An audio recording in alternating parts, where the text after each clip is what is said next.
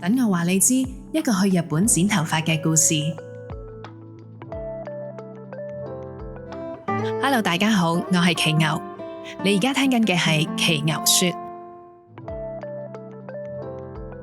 第一集出街之後呢，好似都嚇親唔少人。唔係內容驚嚇啦，係驚訝我竟然真係會做 podcast。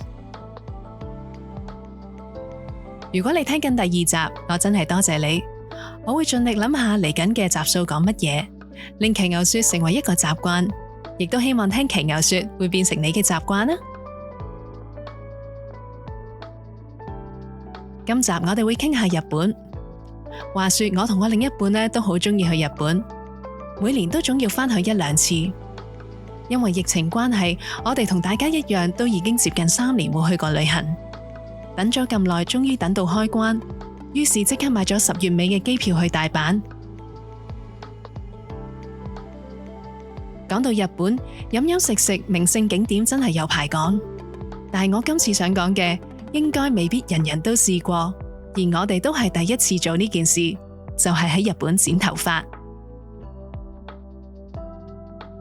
就算喺香港剪頭髮，都未必次次剪得啱心水，仲要喺外地做呢件事。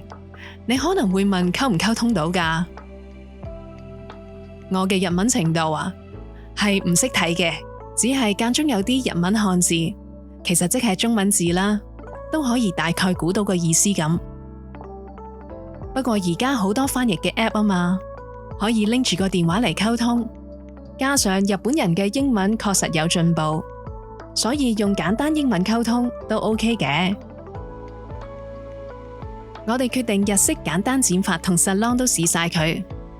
男嘅就去有好多分店嘅連鎖理髮店，即係招牌係藍色，有中文字寫住理髮館3個字嗰間呢。因為唔知程序係點，我哋都喺門外徘徊咗一陣，觀察咗幾分鐘，見到幫襯嘅都係男性，除咗會幫客人剪頭髮，仲會剃埋鬚。有人話未試過剃鬚，咪試下咯。於是我哋就入去，一入去，女接待員已經走埋男士身邊，問佢要咩 plan。其實通常唔特別講，都係綜合調髮呢個 plan 噶啦。先俾2000 yen，然後拎個牌去另一邊坐低，我就乖乖咁坐埋一邊睇。2000 yen 嘅綜合調髮已經包括咗剪頭髮同埋剃鬚。等咗一陣，有一個髮型師行埋嚟，叫佢埋位。座位有少少上海理髮店嘅感覺，係一張平面嘅升降椅，仲可以瞓低添。髮型師首先會問下你想點剪，剪咗大概個型，再逐個位慢慢剪。佢真係慢慢一下一下咁樣收，全程都好細心。收到差唔多，有啲髮腳位置佢會用剃鬚膏抹咗，俾下一位幫手剃鬚嘅同事剃埋。好似係喺後尾枕兩邊嘅滴水。剃鬚之前會敷一條熱毛巾，令毛孔打開，軟化啲鬚根。咁樣剃鬚會舒服好多，冇咁容易剃損。以上嘅用後感都係聽佢講返，我冇份剃㗎。至於女士，即係我呢，我真係好耐冇搞過個頭，一場返得鄉下，當然都想試下啦。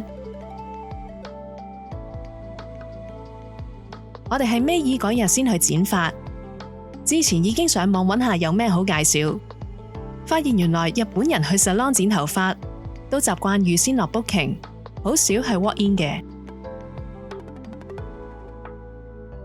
於是我 download 咗個日本人預約嘅 app，叫 Hot Pepper Beauty，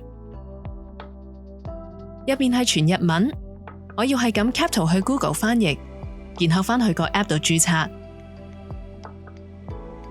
填完資料再去 email 確認之後，就可以喺個 app 度預約。因為想揀酒店附近嘅 salon， 臨預約之前我哋都去咗視察環境先，因為仲要實地睇下地理位置方唔方便，收費合唔合理。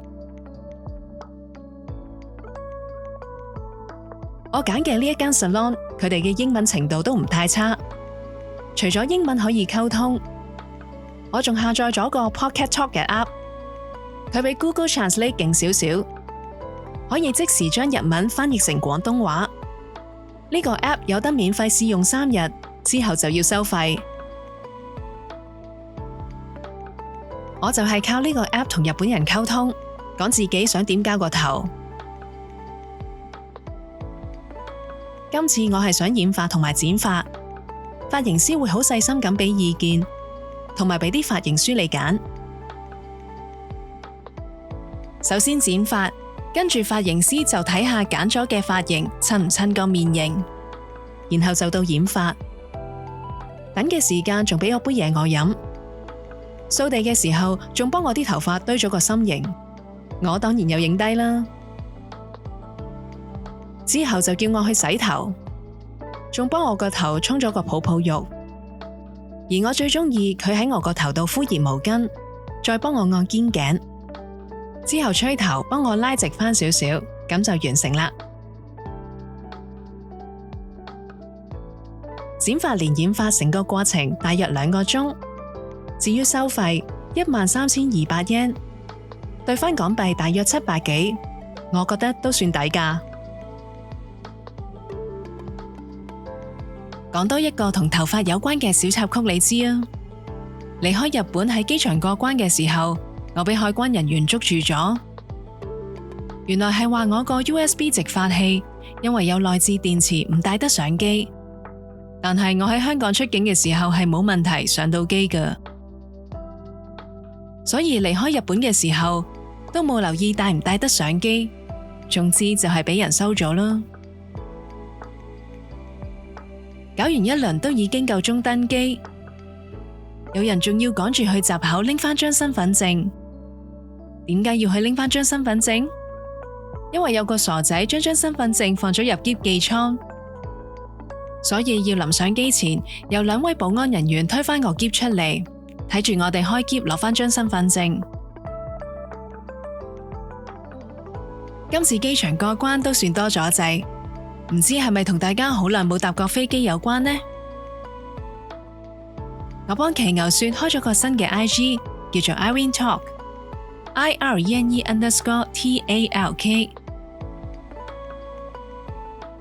會放返啲同節目內容有關嘅相上去，快啲 follow 我啦！多謝你收聽呢一集騎牛說，我哋下一集再見啦！